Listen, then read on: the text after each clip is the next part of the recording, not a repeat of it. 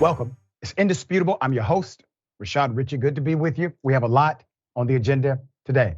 Bringing down news of the day, none other than Dan Evans, host of Good Morning Bad News, Power Report, and Audio Face. Should be a fascinating breakdown. He's a fascinating gent.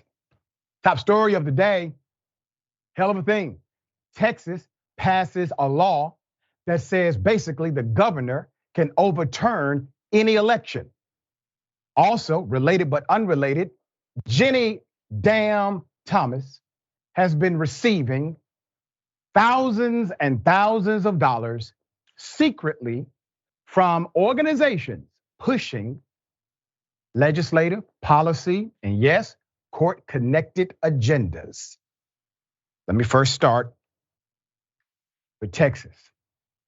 I said this was going to happen because the writing has been on the wall. They do not want voters picking politicians. They want politicians picking voters. Let's put them up.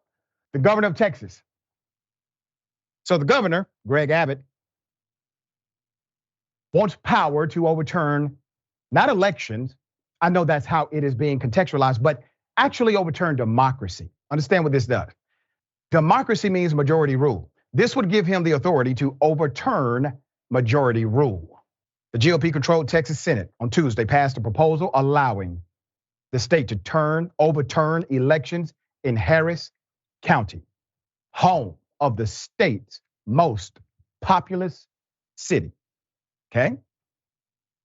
The legislation penalizes county officials for running out of ballot paper at some voting sites in the 2022 election. The Houston Chronicle reported.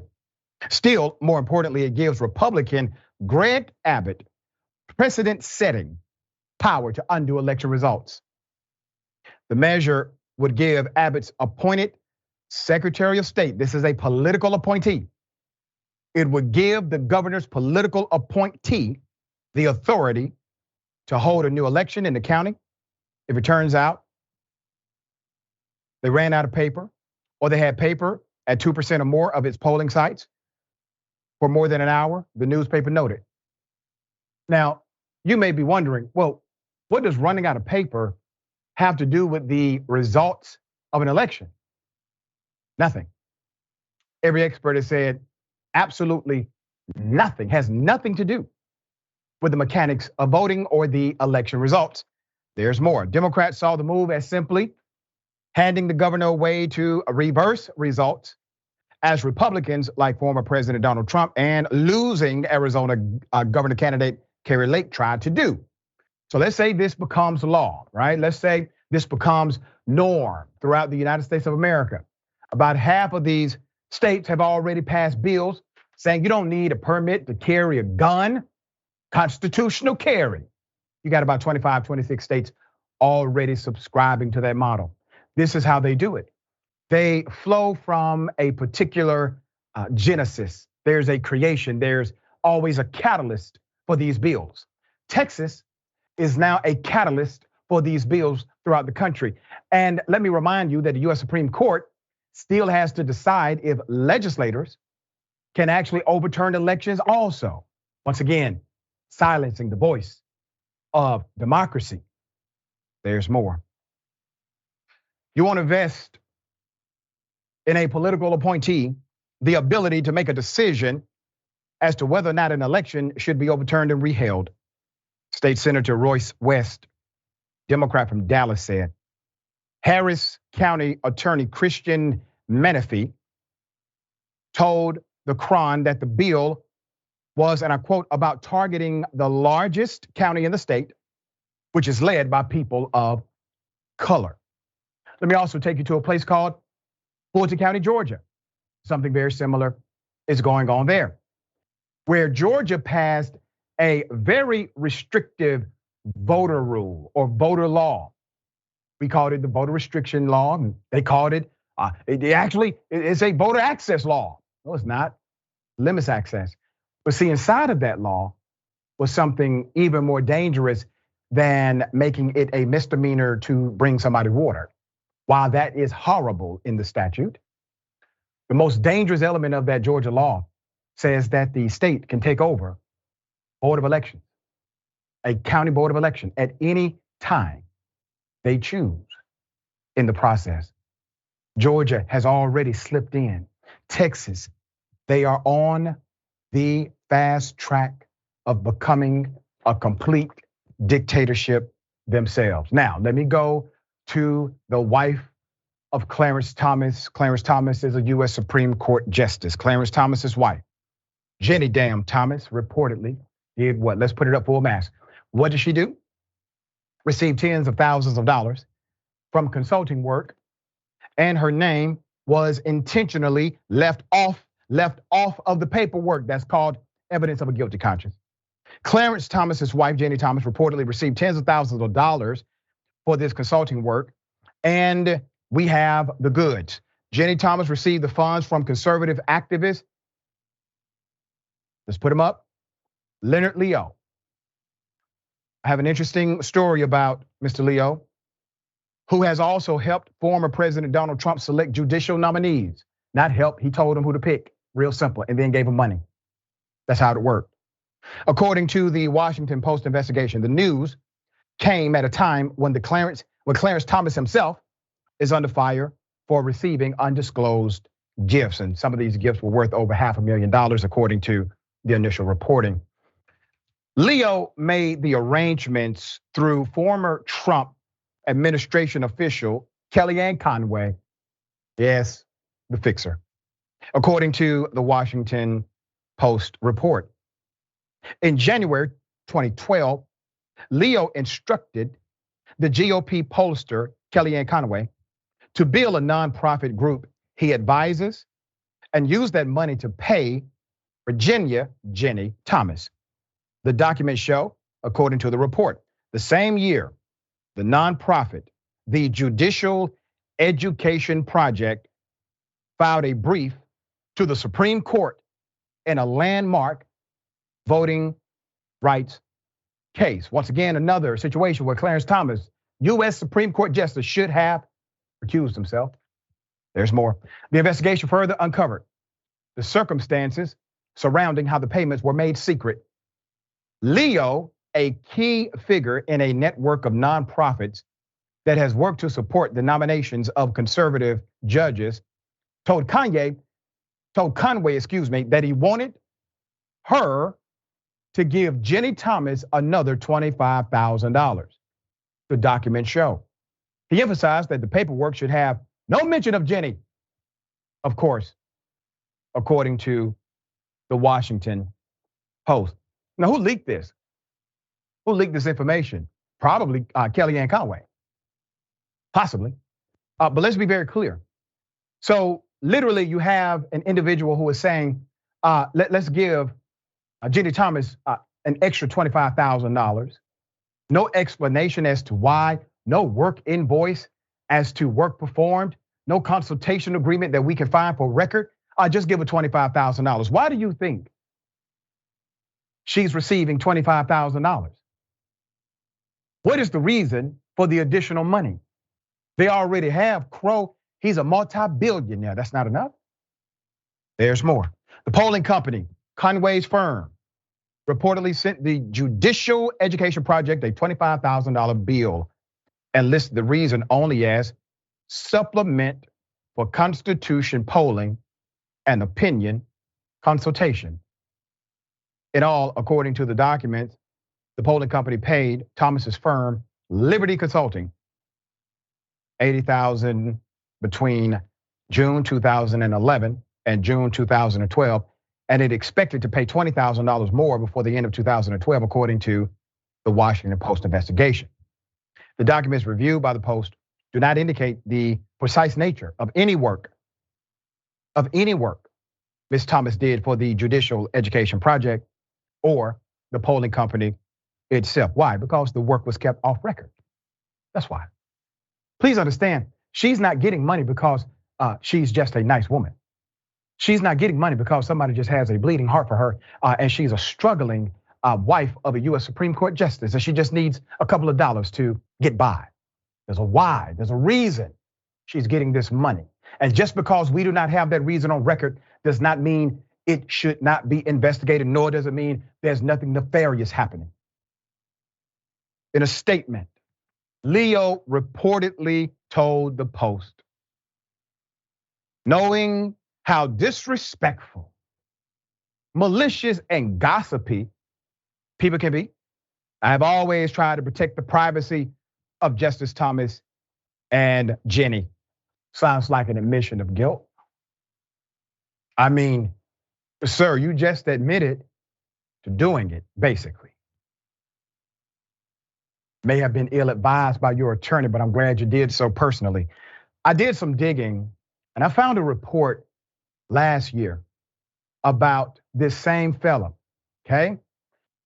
He received such a huge amount of money that really, when you look at it, only either a small country could have given this money or a large one, or perhaps billionaire. Here it is. This IRS document obtained by CNN is evidence of the largest anonymous dark money political donation ever reported, $1.6 billion. It is, according to experts, a staggering amount. I am just stunned. We are talking about income that is many multiples larger than the largest dark money groups ever found. And it's going to a new organization called Marble Freedom Trust. While you've probably never heard of it or the man in charge of it, the whole country is familiar with his work. His name is Leonard Leo, a devout Catholic known as Donald Trump's Supreme Court whisperer. There are lots of really smart people, Margaret, who can serve on the U.S. Supreme Court, dozens and dozens. But you need people who have courage. Leo helped usher in the most conservative Supreme Court in decades. Along with helping block Merrick Garland from the court, he and his colleagues at the Federalist Society are given credit for the confirmations of Neil Gorsuch, Brett Kavanaugh, and Amy Coney Barrett. So that person receives that much money, over $1 billion from a secret donation. You see, money like that should make anyone nervous. If somebody hands you that kind of money, rest assured, major strings are connected. It's time for the American public to find out what those strings are. Dan, thoughts here? I mean, remarkably, we've seen in this country, you don't even need $1.6 billion. It's a race to the top for these billionaires, but we've seen politicians, family members of politicians, give away for much less, like that $25,000 you were talking about over there. It just goes to show with this story, and also in connection to what you're talking about in Texas, where Houston is going to lose their voting rights in a fundamental way, or like, potentially. It echoes of what you're describing in Atlanta, what's happening potentially in St. Louis and in Jackson, Mississippi, where the state wants to come in and take rights away from predominantly black cities because they want power. And the only correction I would make to what you said earlier is these people don't even want to deal with the vote. You're saying that like, oh, they want to choose who they vote for. Yeah, kind of. But ideally, they just get to be in power forever. You see that with the Supreme Court justice, and you see how unethical they are. So this is just eroding faith in these court systems, and we need to fight to get that back, because without that, it's really tough to have a democracy. Very well said. All right, we will follow this story. Guaranteed developments are coming.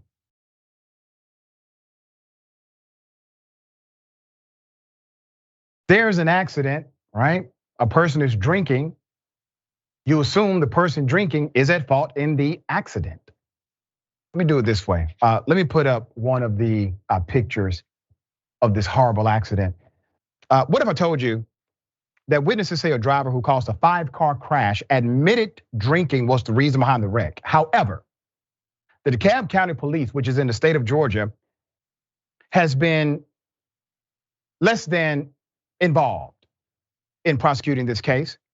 DeKalb County Police Department has been caught by one of the drivers involved, placing the blame on her with contradictory police reports and altered details. Other drivers involved are now wondering why the driver responsible was not arrested for a DUI in the first place. And now I'm wondering the same thing. Angela Green contacted us, the mother of the young woman who was involved in the wreck. The young woman who sounded the whistle on the contradicting police reports says she was horrified when describing how she felt seeing her daughter's name, her daughter's mangled car, and then later her daughter's name in the report. Green says her daughter is now facing an onslaught of insurance claims from other vehicles involved because they switched the blame to her. After details in a second police report emerged, a second police report was a rewritten police report according to Ms. Green. Now, the second police report blames the 22-year-old daughter, the 22-year-old driver, the driver who was not drinking. Her second police report is in question by her and others. According to her, the DeKalb County Police Department is standing behind their police report, conveniently refuting her daughter's backseat passenger, not even mentioning the backseat passenger who had injuries consistent with being hit from behind. The medical records below also confirm this. We have the records there. There's more. She said the initial police report paints a very different picture, placing blame on the driver of an SUV. Statements say witnesses saw the SUV cross lanes, hitting Green's daughter's white car from behind, triggering a chain reaction collision. In both reports, the officer reported smelling alcohol on the SUV driver, and the driver admitted to drinking. A field sobriety test was conducted on the driver of the SUV. However, he was not arrested. To be involved in a multi-car accident like that and to walk away and not be charged at all. What's going on here? Green said the car was blue in the first report, and according to her, green in the second. The drunk driver, according to her, didn't have a passenger in the first report. Suddenly, he has a passenger in the second report. DeKalb County Police confirmed to Lincoln that it's not unusual for details to change during an investigation. They said the supplemental reports are done by experts with the department's traffic specialist unit. They also said even with the SUV driver admitting to drinking since he passed the field sobriety test, the responding officers were not required to make an arrest. All right, that is statutorily true. They're not required to make an arrest. They're also not required not to. They can detain for reckless driving.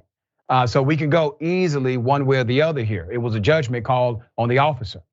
But you have to admit, I'm talking directly to the powers that be in DeKalb County. All of this coupled together in context, not outside of context, but in context, it seems strange. The lack of continuity as it relates to the first and second police report. The leaving out a person in the backseat in the second police report, but it is listed in the first one. Placing a passenger inside of a vehicle that was not in that vehicle with the individual who was initially alleged to have been drinking. Yes, details somehow get clarified. Sometimes they get magnified, all right? But when you have material changes like this, these are big changes. This is not, it was 6 p.m., but it was actually 6:30 p.m. This is a material change in the reality of what may have happened. You, in the report, eliminate a witness that the report says was there the first time, but not there the second. That's material. You put a witness inside of a vehicle that you said was not there the first time, but is there in the second report. That is a material difference. They deserve answers. All right, Dan, thoughts here? I've having been in a car accident where I was involved in like multiple cars and I wasn't at fault because my car was being rear-ended by the other ones, and getting all those insurance claims, like dealing with all of that, I'm just thinking a lot about the victims here. And that's why it's important for the police to be consistent. Like there's a lot of, when we feel there's like two different tiers of justice here, like in this whole situation, where you feel like, okay, well, usually in this situation, if someone is suspected of reckless driving, a bare minimum, and they've caused this much damage, there's a more consistent record, and B, the police have like you said, the authority to either detain or not detain. But it seems like, especially at the admission of drinking, and especially how much damage had been caused here with 5 cars damaged. Could have been so much more tragic of a situation here. It's very interesting that the police aren't being consistent here, and I think it's worth looking into. Yeah. All right, I agree. We will follow this story as well.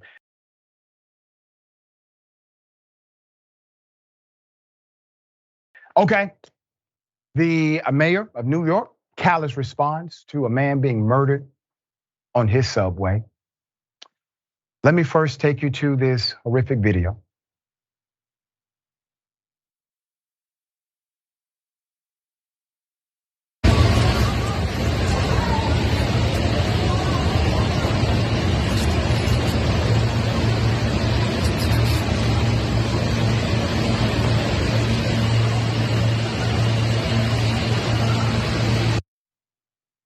They murdered a man.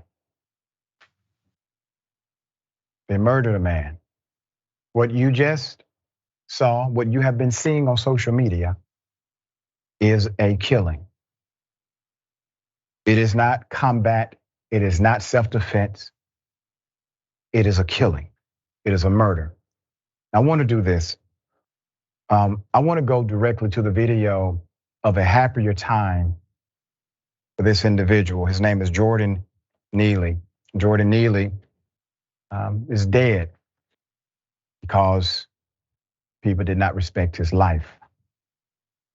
Talented, liked to make people smile.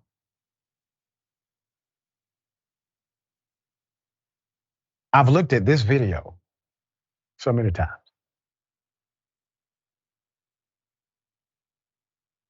I mean, obviously, an individual who had soul, who had heart. Let's put up the screenshot. The death of 30-year-old Jordan Neely, a well-known New York City subway performer and Michael Jackson impersonator, is sparking outrage everywhere. Neely was placed in a 15-minute chokehold by an ex-Marine on a Manhattan subway train earlier this week. The New York City Mayor, Eric Adams, refuses to call this a murder despite damning video and a homicide ruling from the medical examiner. He says those referring to this as a murder are irresponsible for jumping to conclusions. Mr. Mayor, you are the irresponsible one. Let me tell you why. We have freedoms here. The man who was killed had freedoms too. And by the way, you, sir, are in charge of making sure those freedoms are protected in the city of New York.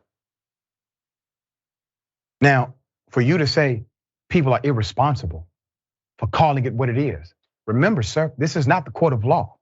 We're in the court of public opinion. Do you not make conclusions every day? Do you not make judgment calls every day? Have you not held press conferences and talked about an investigation before the conclusion of it? Yes, you have, sir. I've seen you. I've seen you. But all of a sudden, literally a murder captured on camera, you can't figure out what's what. You're a detective. You're a former officer, sir. You can't figure out what this was? There's more. According to the police report obtained by the New York Times, police responded to reports of a fight that had broken out just before 2:30 p.m. Monday on a northbound F train. When they arrived at the scene, they found Mr. Neely unconscious. Paramedics took him to the nearby hospital where he was pronounced dead. Police did take the passenger who put Neely in a chokehold into custody. They questioned him. They released him without filing any charges at all. Police have decided not to release his name, but they say the investigation is ongoing. Let's go to the protesters. This is what happens when we are outraged. We let you know we are outraged. Protesters gathered at the Broadway Lafayette subway station after the death was ruled a homicide. They were heard chanting F. Eric Adams and Black Lives Matter. BLM and the NAACP have been joining Democrats in calling for the passenger who decided to commit murder to be held accountable for this crime. Why does it take so much? According to a witness, Juan Alberto Vasquez, who also happened to record the incident, he said Neely never posed any serious threat at all. Vasquez stated that when Neely started yelling, "I don't have food, I don't have to drink, I'm fed up, I don't mind going to jail and getting life in prison, I'm ready to die," before removing a jacket and throwing it on the floor, Vasquez stated that while Neely seemed to be disturbed, he did not want to attack anyone. Neely never did physically assault anyone. But while he was yelling, another passenger approached him, grabbed him by the neck, and forced him to the ground. The medical examiner ruled Neely's death compression of neck. That means chokehold by homicide. That means another person did it to him. They ordered additional testing after completing the initial autopsy for further examination. So they want to examine the tissue in Neely's neck. According to his family, he suffered from autism, schizophrenia. He was permanently scarred also over the death of his mother, Christine Neely, who was found strangled and stuffed in a suitcase in 2007 when he was 14. Law enforcement sources said Neely had numerous arrests on his record, including for drugs, disorderly conduct, and fair beating. Who gives a damn? And that he had been living on the streets with a recorded history of mental illness.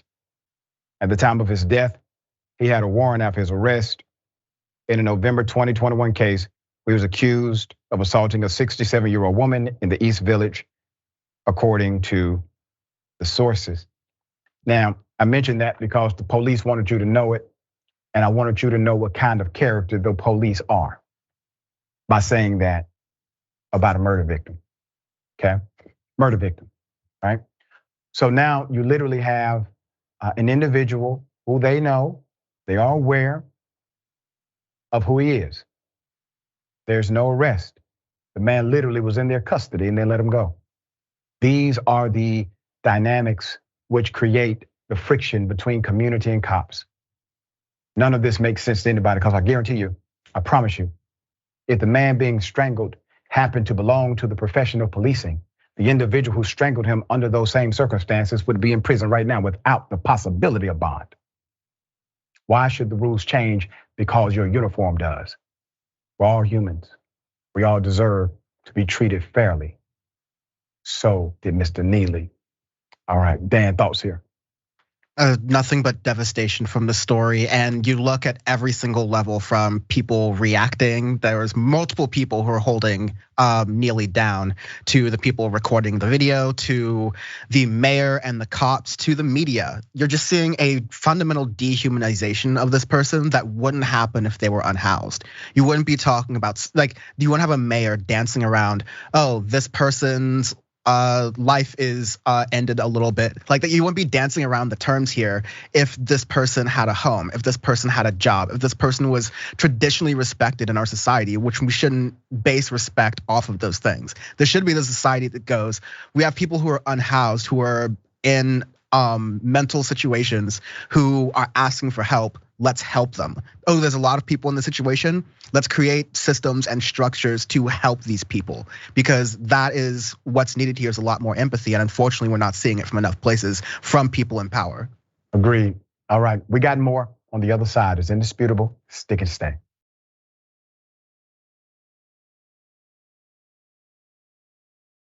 All right, welcome back. We have a lot of show left. I'm going to read some of these amazing comments.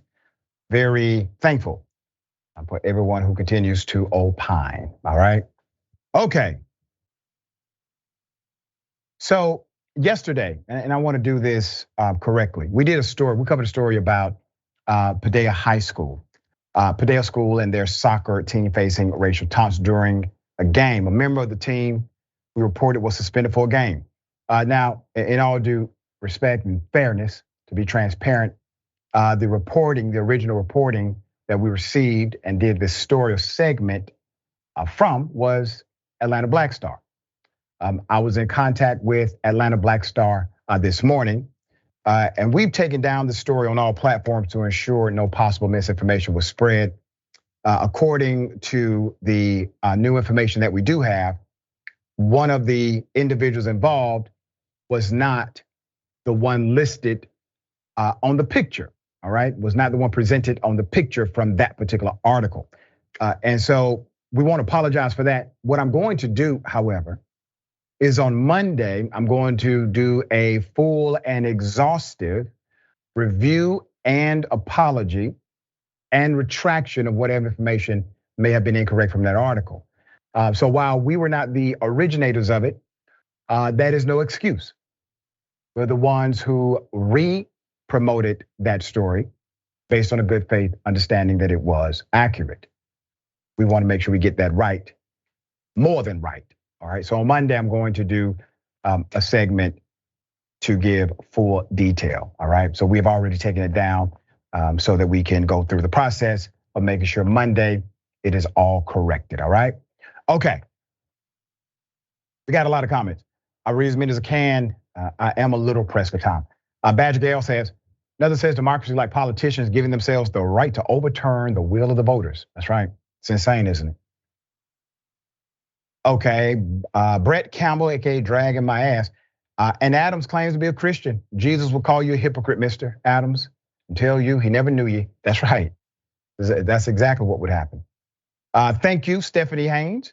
When a white man has a mental health breakdown, he's provided a chance. When we have them, we get a burial plot. When will our pain stop ending with perpetual care packages? Fix this ish. We matter. Trying. All right, got something for you. Ladies and gentlemen, I wish a Karen would. You want to call the police on them for having a barbecue on a Sunday. I feel free! Back off! I'm going to tell them there's an African-American man threatening my life. Okay. I'm not going to hurt you, just relax, okay? It's okay.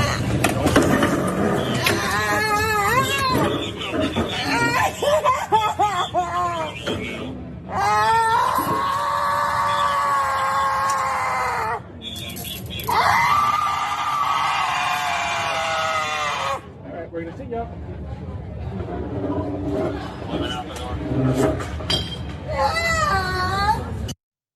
Based on that video, you may feel sorry for this particular Karen. Let me give you the background. Here it is. Excuse me? No, don't get angel, please. Come on. I will tell you where you stand. You're gonna nothing up. You know why? Because I know where you live, bitch.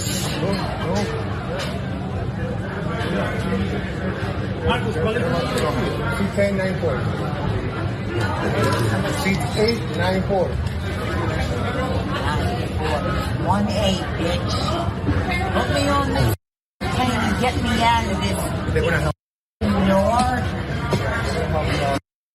Crap. Horrible. All right, now you have the other part of the story. You have the why. Things are cause and effect in this world. Okay, let me give a big shout out to the professional who attempted to de-escalate, tried to be reasonable, decided to engage in a respectful way, even though they were being disrespected completely. Nobody deserves to be treated like that, madam.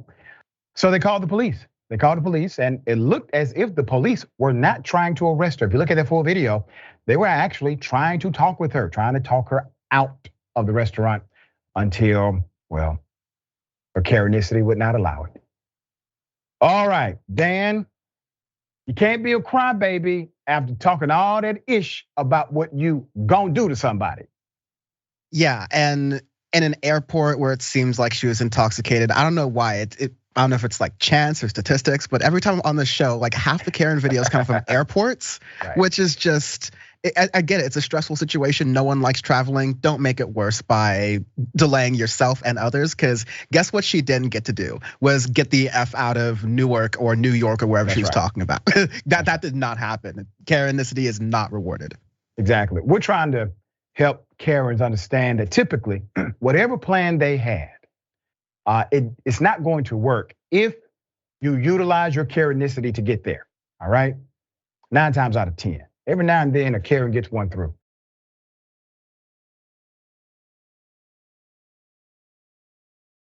Okay. Berkeley professor has been pretending to be a Native American. She is not. She's a white woman, all right? Okay, let's put it up full mass. I mean, this woman went to extremes. Professor Liz Hoover of UC Berkeley has been caught in a web of lies as her lifelong claims to be a descendant of the Mohawk and Mi'kmaq tribes prove false. The accusations have been ongoing covertly since 2021. So people have been saying, hey, I don't think she's Native American. That's according to Adrian Keene, friend and colleague of Professor Hoover. Let's put up Ms. Keene, okay? In February of 2021, Elizabeth Hoover's name, Professor Hoover, her name appeared on a controversial alleged pretendian list. Pretendian list, I'm not making this up.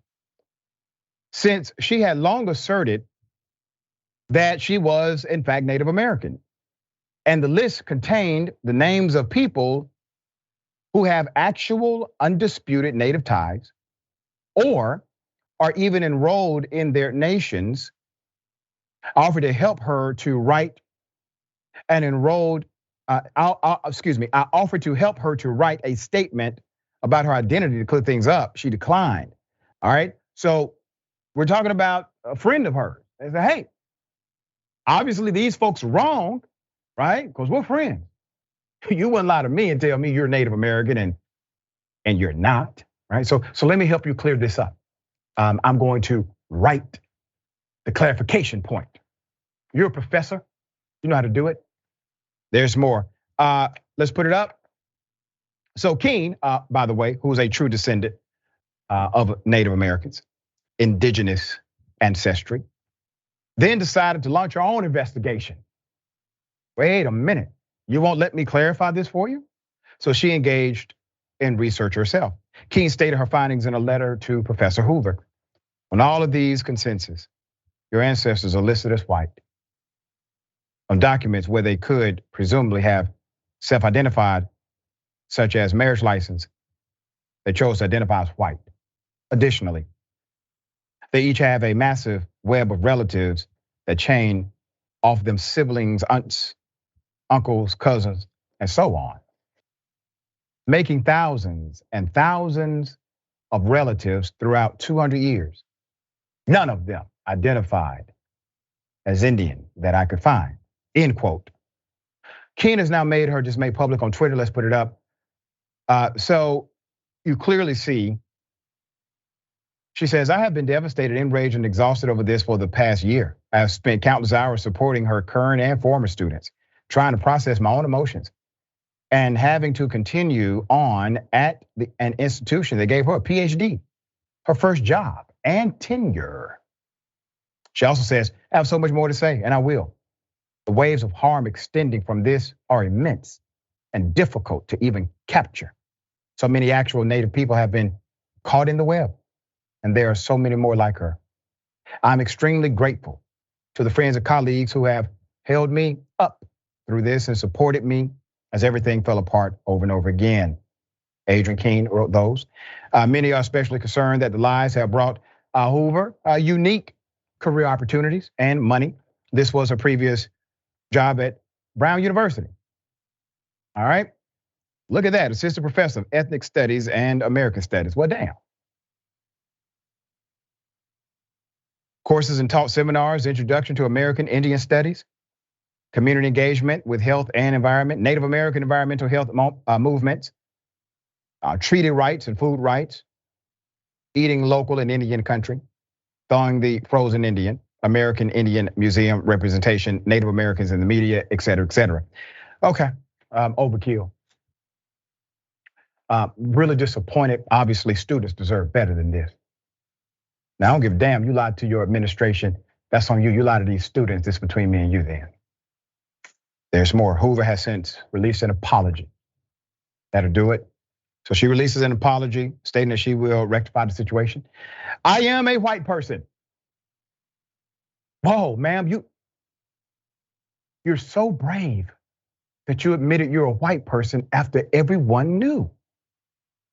I am a white person who has incorrectly identified as Native my whole life, based on incomplete information. I will continue to funnel the proceeds from my talks and book sales into Native Farm.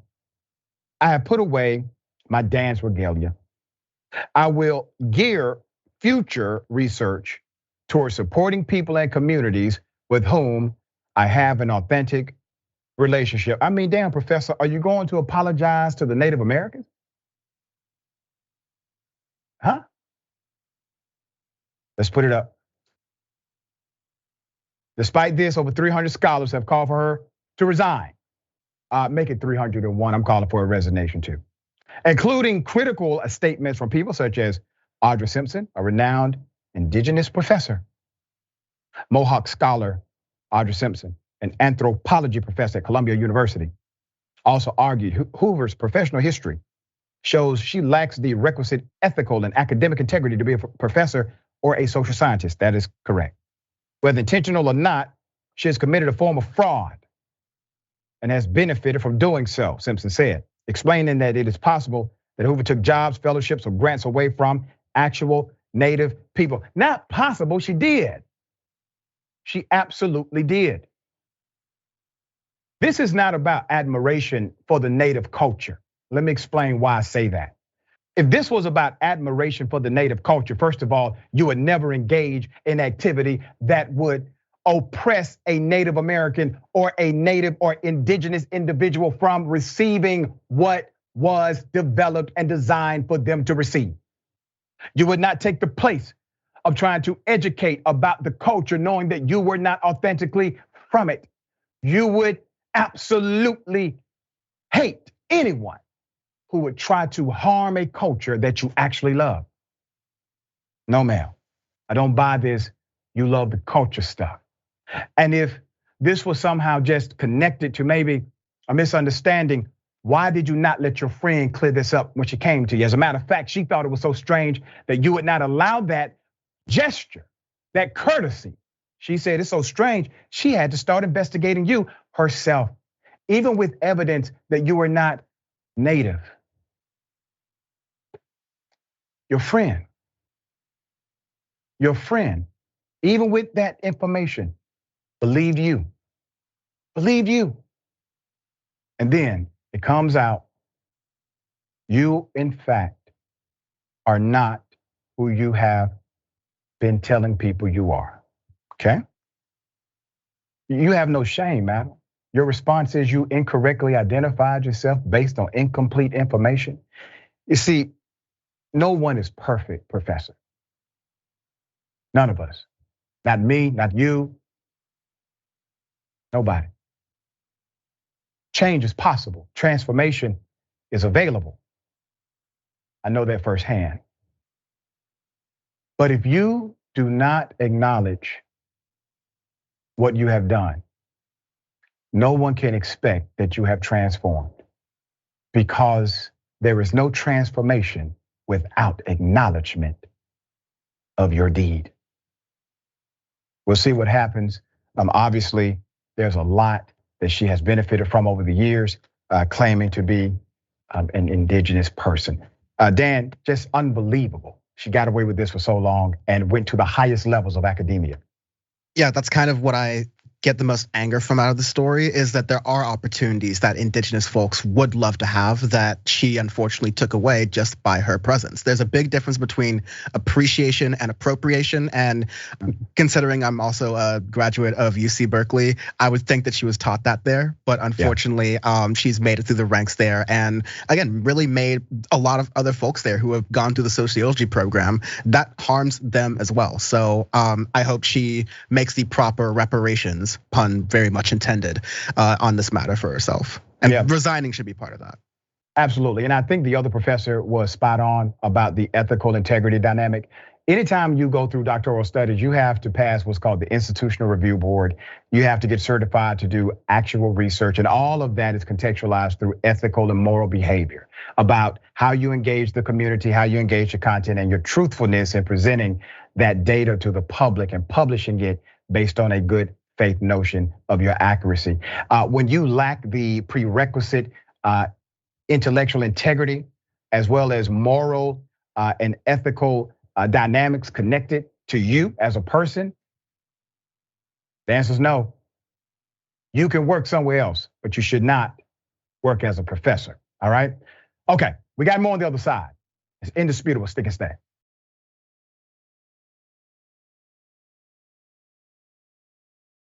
All right, welcome back. We have a lot of show left. Let me read some comments. Before I do that, I want to remind you of an exonerated human being, a man that never committed a crime, but was convicted of it, spent 21 years for a wrongful conviction. We had him on the show. Great mind, beautiful soul, beautiful brother. While he was serving this time for a crime he never committed, according to him, correctional officers took him out to the yard, beat him. He's now paralyzed from the neck down. So despite being exonerated and now released from prison, Sam Randolph is currently disabled, confined to a bed. His family and friends are asking for financial contributions of any amount to reach a goal of $100,000 to support him. We want to make sure we provide all the help we can. He is a very good man who continues to spread the word of not only civic engagement, the importance of being engaged, but also the importance of reform. This happened to him because of a corrupt system. All right, let me go to some of these comments. I appreciate you in advance. Okay, what do we have? Snack_Panther, remember for 8 months, thank you. That's not Pocahontas, that's Jennifer Lopez. Chris Rock said that, yeah. Hunger Games _1989. Oh, look, a Karen crying after she threatens to kill a bartender. I mean, she was talking, she cried like a 5-year-old. I mean, but she was going to follow somebody home and do something bad to them just a few minutes before. That's a tantrum. The tantrum. All right, there you go. All right, paper_dragon_. Rethink your plan, Karen. They never do. They never do. All right. Okay.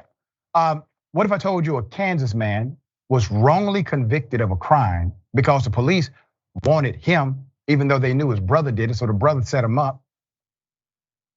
It gets even more interesting than that. Let's put him up. Really sad story. A Kansas man wrongly in prison for 15 years. He now gets 7.5 million.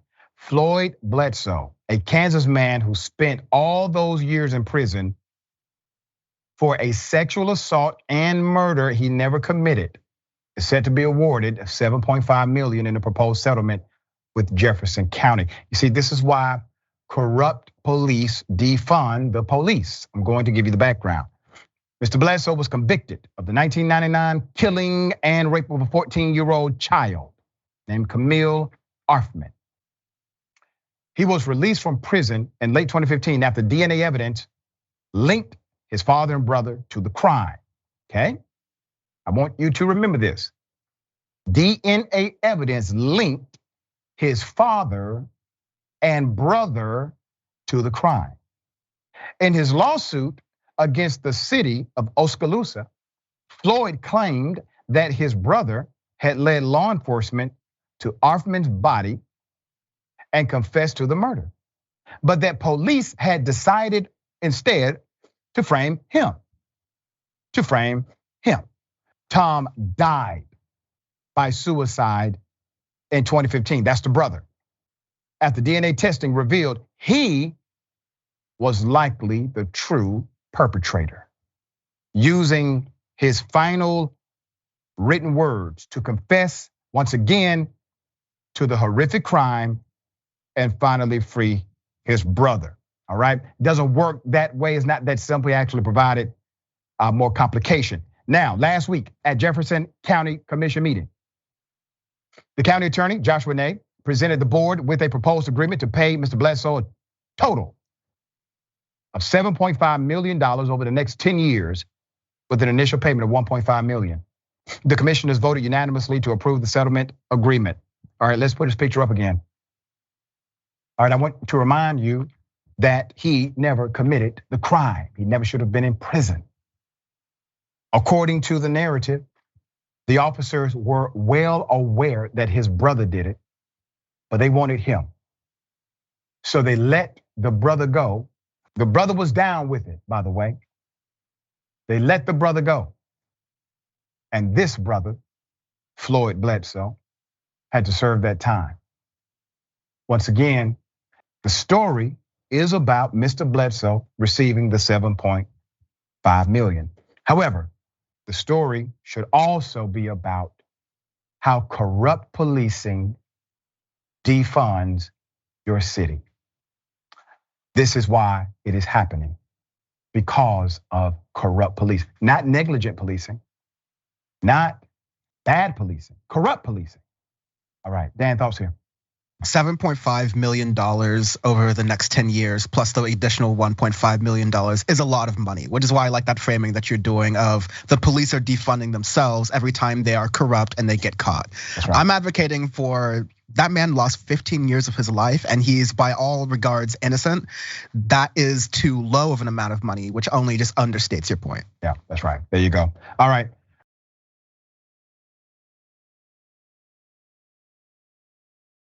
A gunman fires into a Fox News affiliate station.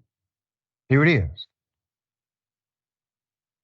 You see in the corner, someone is trying to get inside of the door. That's going to happen, and then it is unsuccessful. So they start shooting.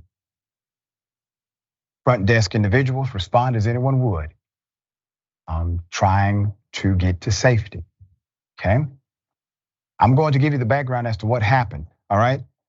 So no one was struck by any of the shots fired, okay? So that's the good thing.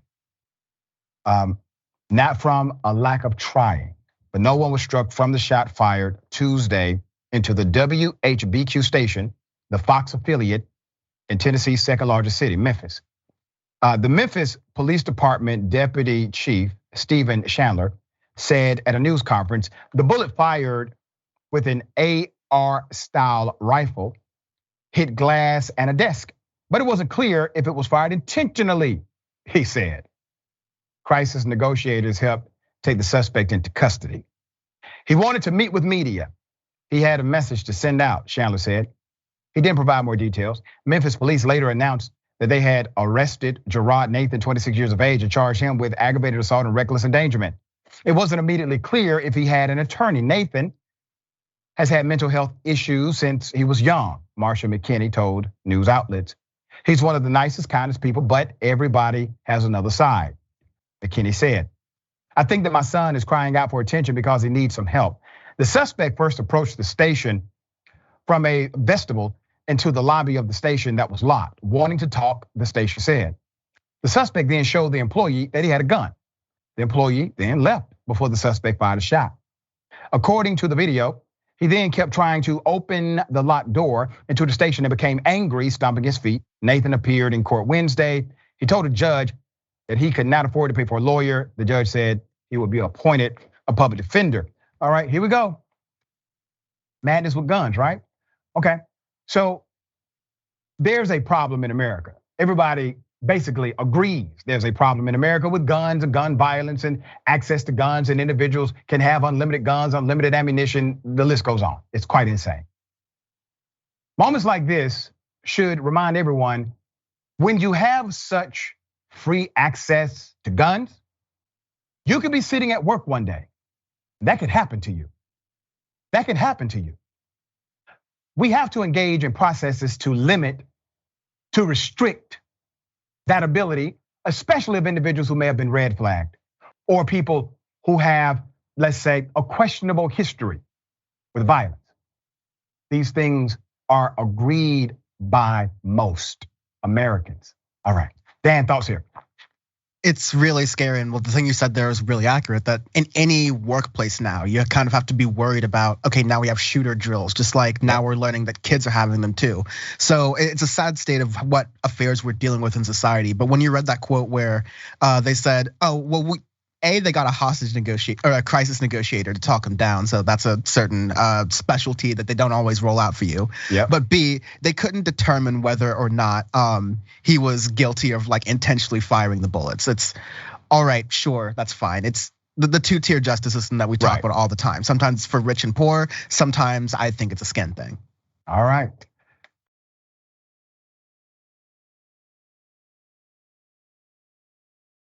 Very, very sad and scary story. A grandmother has the police barge into her home. They're at the wrong place. Let's put her up. So you will see the grandmother, and we also have a screenshot of the police barging into her house. According to News4 Jackson, Jacksonville police busted into Christy Jackson's home, and she said it was a case of mistaken identity. She told the local news that she's calling for accountability after she said officers threw her on the ground and handcuffed her. She said police later questioned and released her after realizing they had the wrong person. Christy Jackson's 4-year-old grandson and 2 daughters were also inside of the apartment off of Moncrief Road in Jacksonville, all right? So this was JSO officers. They went into her house looking for a female suspect. Jackson said within 5 seconds of knocking on the door, police were inside, forcing her into handcuffs. Let me give you a background how this started. Jackson said it all started the knock on the door. JSO officers asked her if she was Mrs. Cooper. And Jackson said she told the officers she wasn't Mrs. Cooper twice. She said she then tried to shut her front door.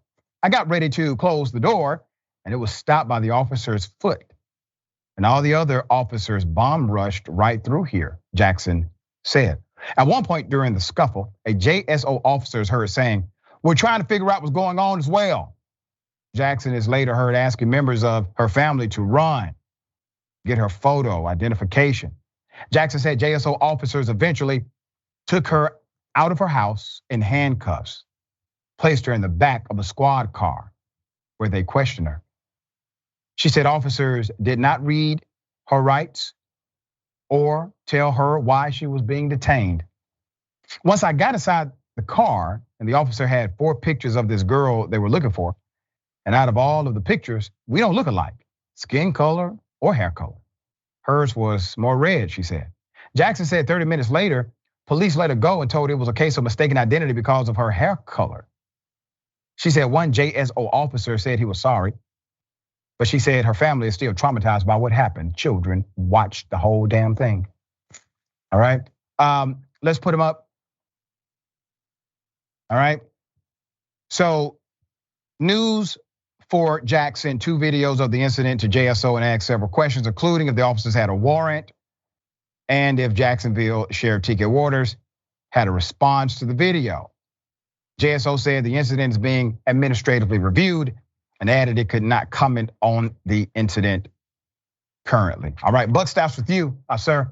We're gonna definitely follow this story, see exactly what disciplinary action or possible charges happened from this incident of a citizen being accosted by your officers. All right, Dan, thoughts? You're not helping the whole idea of police are supposed to serve and protect people when you are doing this, and your response is, "Oh, we're trying to figure out what's going on too." Well, maybe you want to ask the person who you're barging into. If you're traumatizing people, if you're making people have a negative reaction or a negative opinion with the police when you are just trying to, exist or be there when they're the ones at fault, and you're trying to explain that, and you can't explain that to them because they have guns and multiple people coming to you, then yes, of course you're gonna create a system like this where people don't trust the police, and crime is harder to control.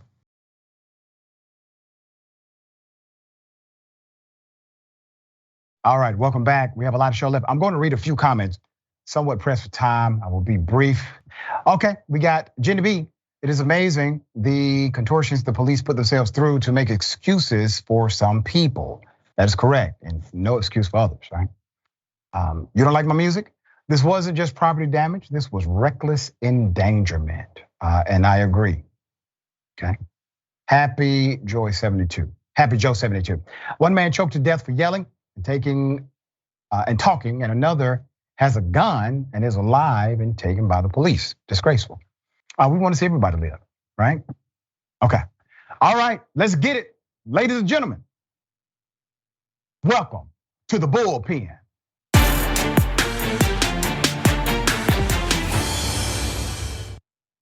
My dear brother's back.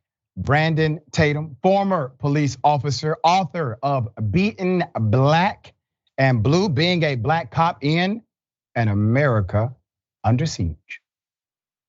Officer Tatum, welcome back, sir. How are you? Thank you for having me back, my brother. I'm doing well. All right, man. Okay, well, let's get into it. I see you've been talking reckless about me on your YouTube page over there. We'll address that later. I don't know if that's reckless. I think it's reckless. Facts. Oh, okay. You about to see how reckless it is in a minute. So let's get into policing versus public safety. That is the agreed to debate format today. I think it is a separation. I don't want to presume what you know or believe about those two dynamics. So if you would, give us your sentiment and I will opine. Yeah, I think this is one and the same. If you ask me my opinion, based on my experience as a police officer, you do both, right? You're policing, you're adhering to the laws, the Constitution, you enforce those laws, but then also you have a duty and a responsibility to connect with the community and to use your resources that are available to you to make a best outcome, make the best outcome that you can when interacting with the public. I think those things are interchangeable. They go one hand in hand, and then you cannot have one without the other. All right, so I see it differently. I see policing as a separate operation, but connected. So for example, I think public safety is the overall goal. Policing is one methodology to obtain that goal. I have what's called a 5-tier public safety directive. My 5-tier directive says here are your 5 pillars, and every government has to do these things and do them well to have an effective public safety model. 1, fire service. 2, law enforcement. 3, emergency medical, EMS. 4, mental health, and 5, preventative programs. Now, that's your public safety model, okay? Policing has become conflated. I agree. There's a conflation now of policing and public safety. It is not the same. It is not the same. And that is evidenced by the reality that police often will say, we're not trained to deal with this, and they will name something that is an issue in public safety. If there's a mental health disorder, police officers are typically not well equipped or well trained to deal with that element. Well, is it a safety dynamic? Yes, it can be a safety dynamic for members of the community. Also, preventative measures. Police officers are reactionary. They come typically when somebody calls 911. Or when they have seen something that seems illegal, right? That is the normative rule. So they can't be preventative by the definition and design of their operation. They are not crime preventers. They are typically crime fighters. So I submit to you, dear brother, that we have somehow gotten off course here as it relates to public safety and policing, where many people are thinking like you, that in order to have public safety, you must have a massive police budget. But police officers admit many elements of public safety in a community, they are simply unable to address, no matter how much money you give them. What do you say about that? Yeah, I don't think it's that you have to have a massive police department and a massive budget. You just need to have an effective budget and an effective police department. And we need to have police officers that are adequately trained, right? Because we can't just avoid a mental health scenario. If just say we go to a domestic violence situation and the husband is mentally ill. As a police officer, you still have to enforce the law, and we should be well trained enough to deal with it as efficient and effective as possible. Police officers will never be social workers. That's not the field that they're in, but you can have a level of communication, a level of training that can help you deal with these situations in the best way you can when the situation presents itself. Like we were CIT trained, crisis intervention trained. We took 40 hours of training. We learned a lot about mental illness. We learned how to de-escalate, but we can only do so much. But I think it's invaluable that we have that level of training, and it will help police officers be effective. We cannot cannot avoid the fact that law enforcement has to get involved. And I want to touch real quick on the proactive side.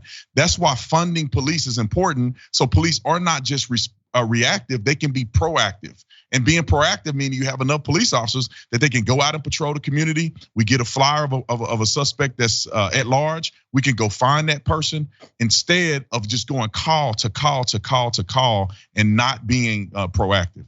You said police officers are not social workers. That's actually factually untrue.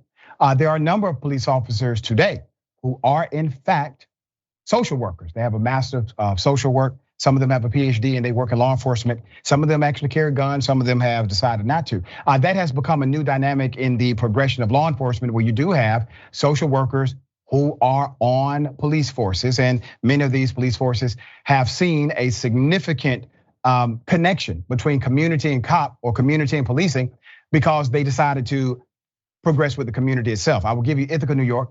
Ithaca, New York, they did some revolutionary things, all right? They brought in social workers. They also did an exhaustive psychological examination at the end of the training and written exam and everything else. They did an exhaustive psychological evaluation of those cops. These are people that qualify to be cops, brother. They were about to get the badge, all right? 75% of them failed. 75% of those officers failed that psychological evaluation. The 25% that made it, however, the 25% that did pass, not one of those cops, this is years now, not one of those officers have given the citizens of Ithaca, New York, an issue at all. Dr. What do you Richey, say to that data? No, I think that's what we're supposed to do. And it seems as if you are speaking of this as if it was new. When I joined the police department in 2011, we did the same thing. No, so you said that police officers, you said police officers are not social workers. I just gave an example of one department that decided to bring in social workers as police officers, or replace police officers with social workers, because they found out that 50% of their calls, they actually didn't need an officer, they needed a social worker. And so they decided to create their policing model based on the community model.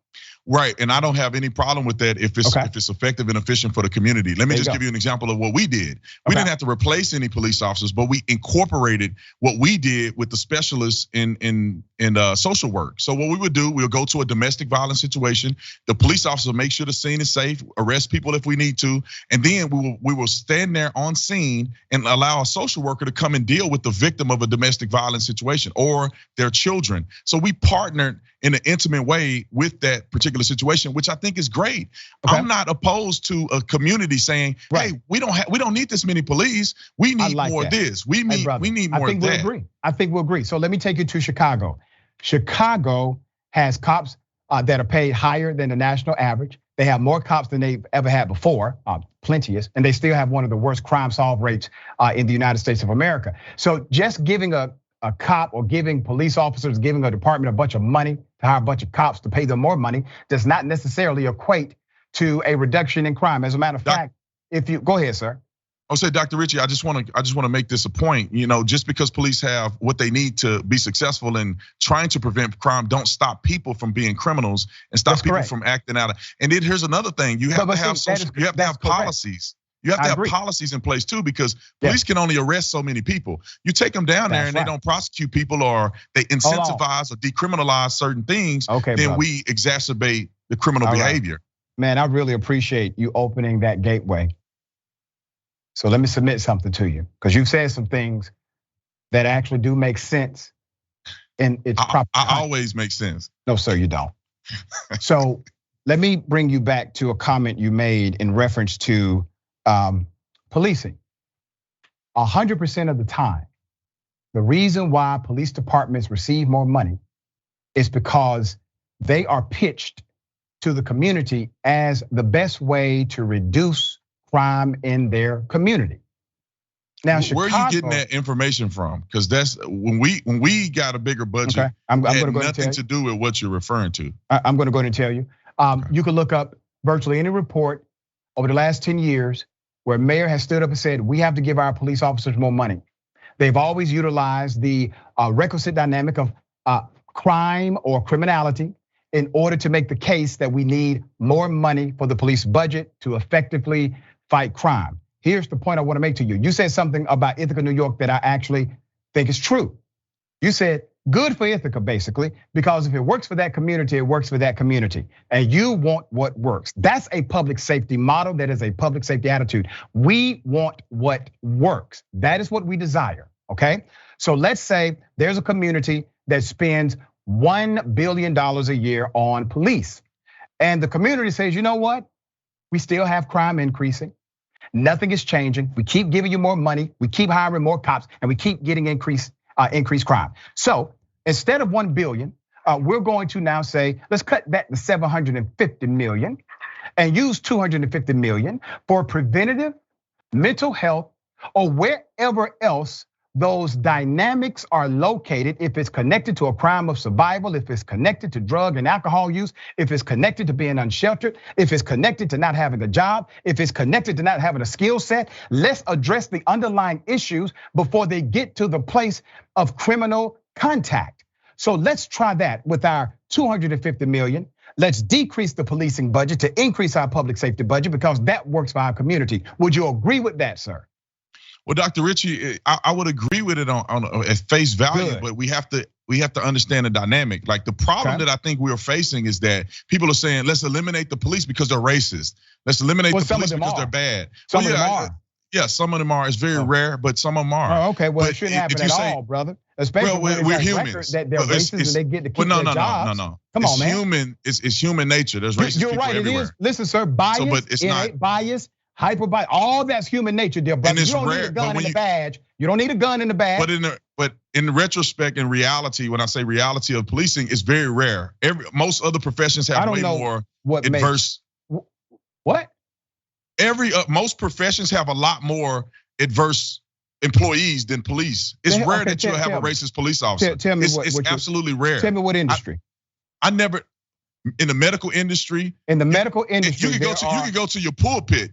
You can go to your pulpit at your churches. You can go on television. You can get to any profession. You will see more dynamics of racial issues than you do in policing. Okay, every other profession is more racist than the police, is what you're saying. I have never met a racist police officer when I was a police officer for 6.5 years. Who you done met, sir? I've been. That has nothing to do the Black National Police Association. Macrocosm of data. I was in the.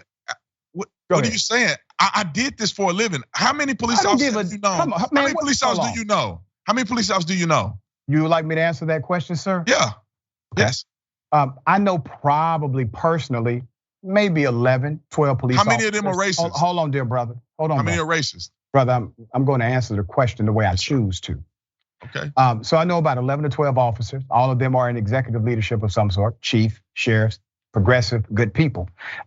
They have racist cops. They have racist cops that I myself have had to report against. And my friend and I, we've talked long about how this individual already had problems before that day happened. So while you may say, well, I've never met a racist cop, well, good for you. You're a lucky one. Well, why don't they fire them then? Why won't they fire them? If you know, they know, and they're executive, they're in executive position, they won't fire them. Sir, that is exactly the point. That's my point. Don't think I. But then why are your friends who are in executive positions hiring racist police officers or training police officers that allow racism on the police department? The context that I'm referring to is a sheriff that just won an election and he had racist cops that were already there. When they looked at the guy's internal file, they found that he had problematic issues before that day. He had nothing to do with the hiring, but he fired the guy and he had him arrested. So now I come back to this, sir. You know police can be racist. I do. There are police officers out there that are racist. Well, other people are more racist than the police. No, I'm saying that a government job, highly trusted, and it shouldn't happen. Right, I would love to believe that. I think that people should never commit a sin, but it's the way humanity is, unfortunately. So there are people that take advantage of the badge. There are people that take advantage of all kind of things. You have never ran into a racist cop. You don't think racist cops exist to a high level in some communities? Let me just say this. Communities have more racist cops than others? Well, if you say, do some communities have more racist cops than others? I'm telling you that racism on the police department is very rare, especially in black communities. You've been in every police department? No, I know. I'm no police officer all over the country. Black, that's white. Good for you. I believe the community members. I don't believe y'all allow police. They want police. If you look at any black community in America, they want honest police. They want more police officers. They want honest police, sir. And most of them get honest police. Who do you think picking these young brothers up off the street and investigating crimes? I appreciate your. Who investigating rapes in the black community? Sir, no one is saying no police are necessary. We want good police, and that's not a bad thing. We don't want bad police, and we're able to make that demand. I agree with you. Thank you, sir, for being on the show. All right. This has been indisputable. Remember, take care of yourself, take care of each other, take care of the planet. Remember, the truth is always indisputable.